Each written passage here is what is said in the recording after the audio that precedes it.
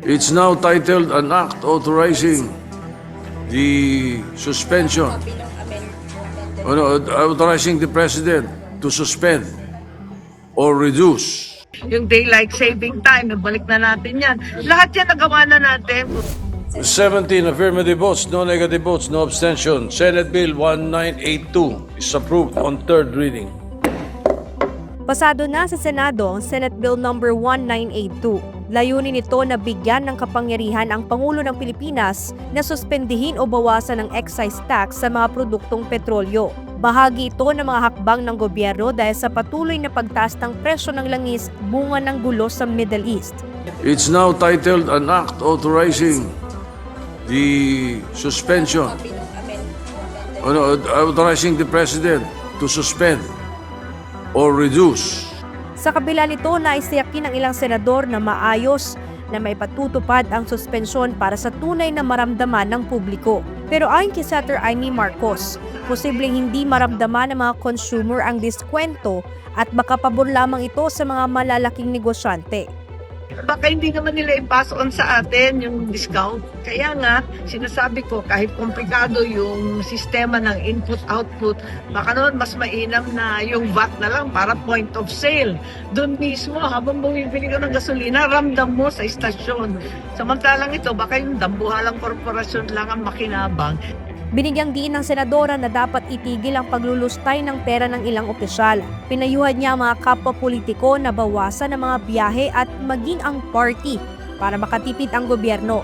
Samantala nababahala naman si Senate Pro Tempore Ping Lacson dahil sa malaking halagang mawawala sa kaban ng bayan.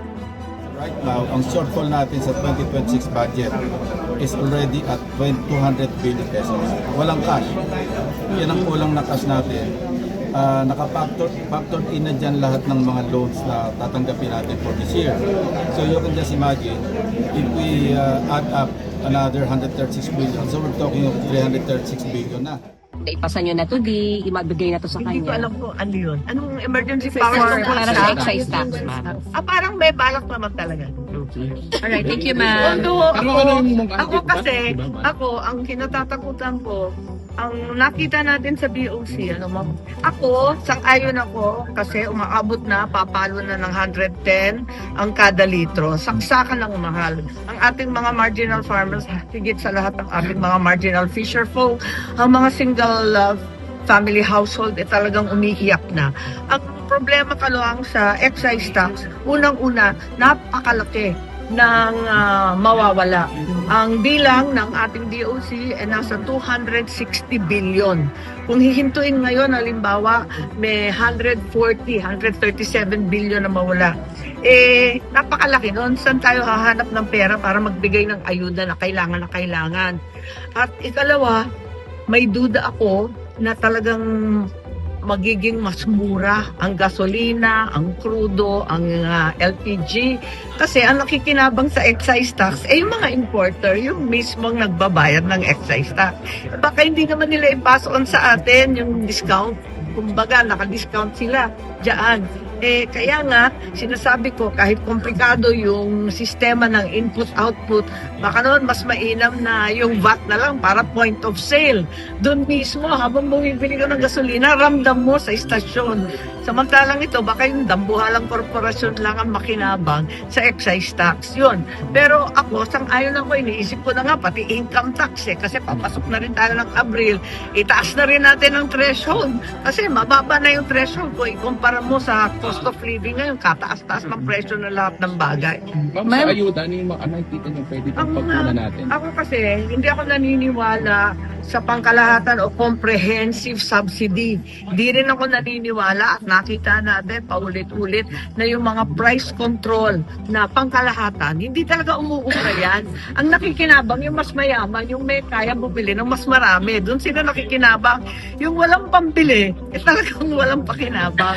Kaya para sa akin, yung targeted focus sa mga critical groups katulad nga ng marginal farmers, fisher folk, etc.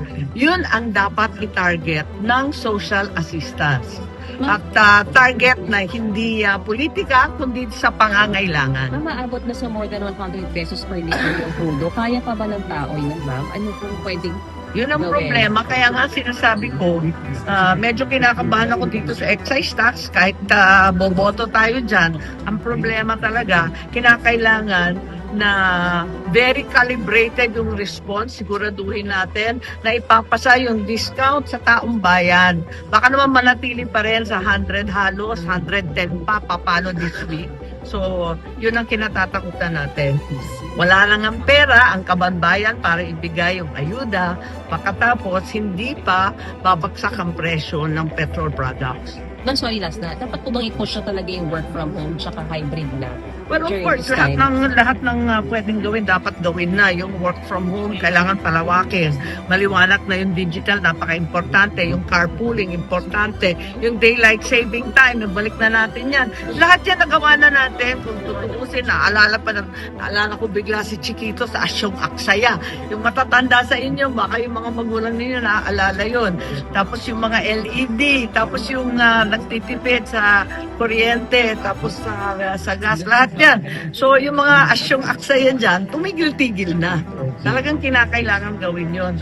Pero, yun nga, dapat pantay-pantay ang pagsisikip ng sinturon. Kasi yung ibang opisyal naman, kung saan-saan pa naglalakbay, kung saan-saan pa pumupunta, panay pa yung pa-party, palagay ko, hindi naman magandang halimbawa yun. Okay. Thank you, ma'am. Suspension ng excise tax, ngayon po ba siya ma-approve or bukas pa? Hindi, ngayon. We'll try our best we'll do our best to approve it today on second reading and if possible third reading if there are no amendments so that we can ask the House for a paper bycam or ask if they can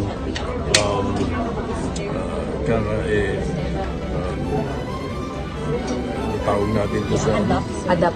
yeah, if we can ask the House to adopt Senate version or if they will ask us to adopt their version, depende. Tignan natin sa period of interpellations natin. And then thereafter, we can ratify it tomorrow. Kasi sabi ni Senping, mas simple sana yung gusto nyo. Kasi yung sa House ata may calamities pa. Dito, Meron basta lang naman ETUSD. isang provision lang yung pagkakaiba eh.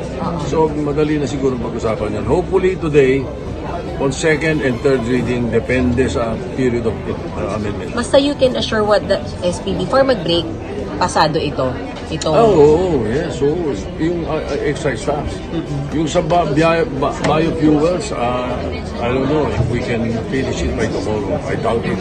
Pero sa excise tax, yes, it's a matter of urgent measure talaga siya. Oo nga, sir. Anong diferensya sa Kailangan ng konting kailangan ng